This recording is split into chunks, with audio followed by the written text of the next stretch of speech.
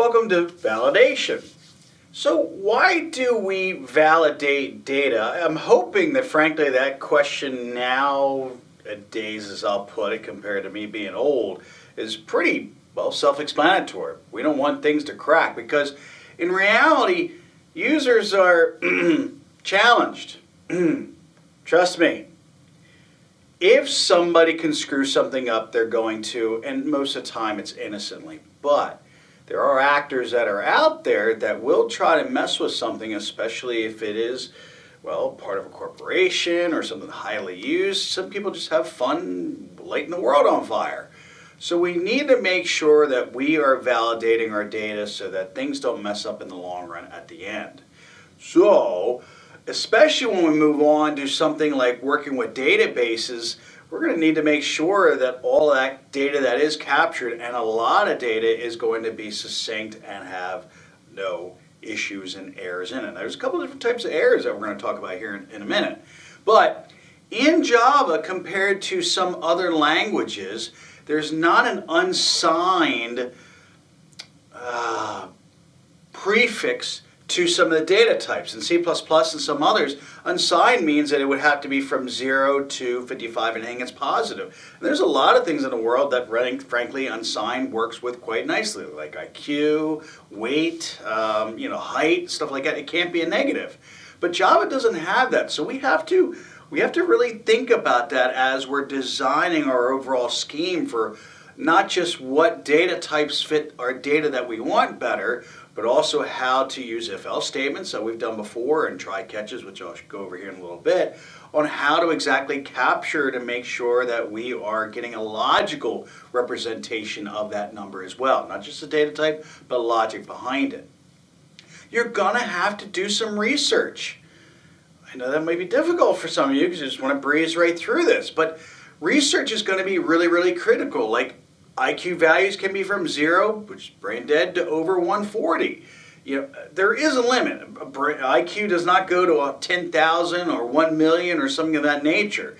So a little bit of research. There's going to be a couple things in this list right here that you may not know about. It takes 2 seconds to Google it or whatever and find out what the range is, and that's something that you didn't know before, and now we can pick a data type for that. So let's move on to the different. Well, you should actually know a lot of what these primitive data types are in Java because you probably used them, but not all of them. For example, byte and short are 2 items that might be really, really useful for what you needed to do. And notice the range that they have. Now, IQ would be close to that, but not enough. Well, IQ would fit short. Okay, but yes, I know it's still way over the amount, but at least it's better than using long or integer or float or some of the other ones. We're trying to find a data type. This is just part one of the whole thing. A data type that will fit best. Here's the other part. Again, remember I'm old, so I'm always constantly thinking about this. All of this takes memory. In reality, your computer still has limited memory and limited resources. So we just want to give it just enough for it to do its job, and that's it, without wasting memory so that you can play your games or whatever else you're doing on the computer without any issue. So we want to be very restrictive on what we want to choose, and that's what this exercise is going to be. So in the exercise, I'm going to pause this here for a little bit.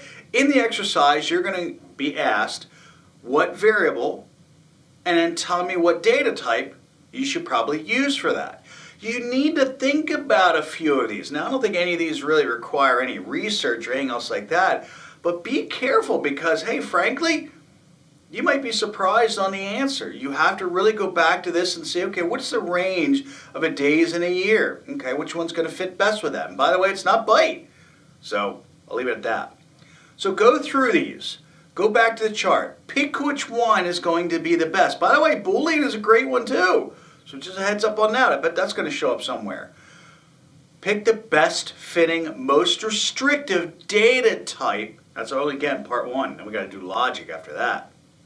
For the chart that we have below, we'll go over answers here in a minute.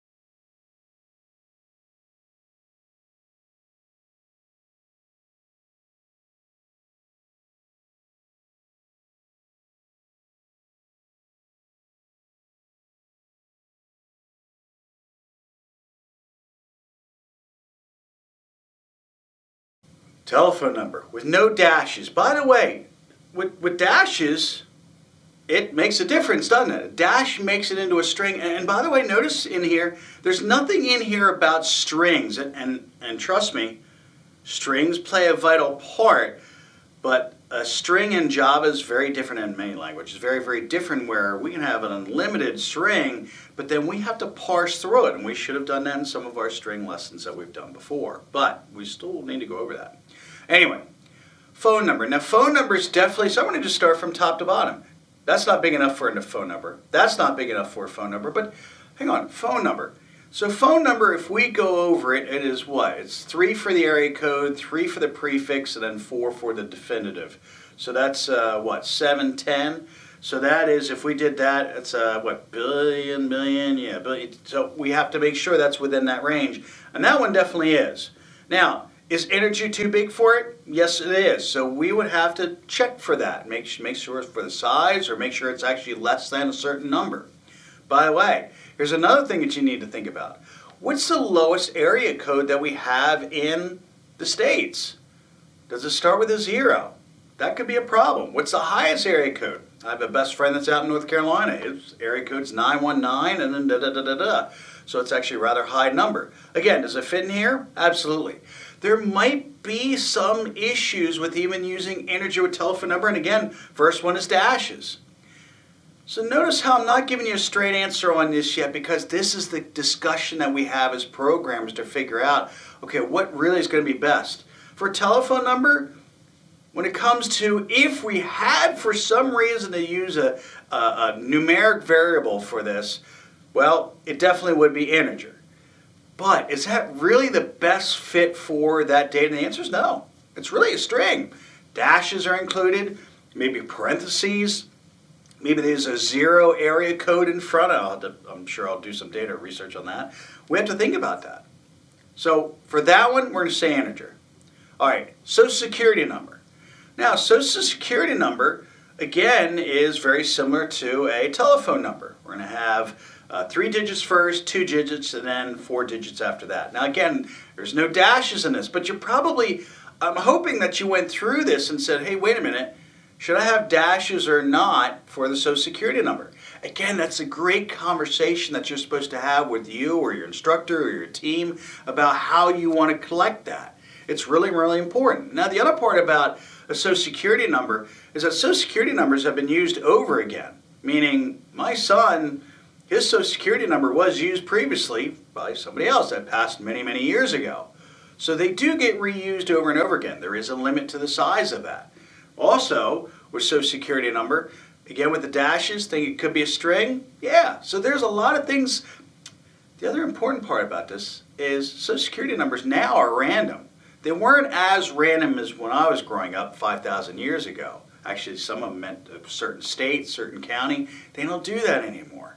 So a lot of things, that takes some research. That takes maybe some life experience too.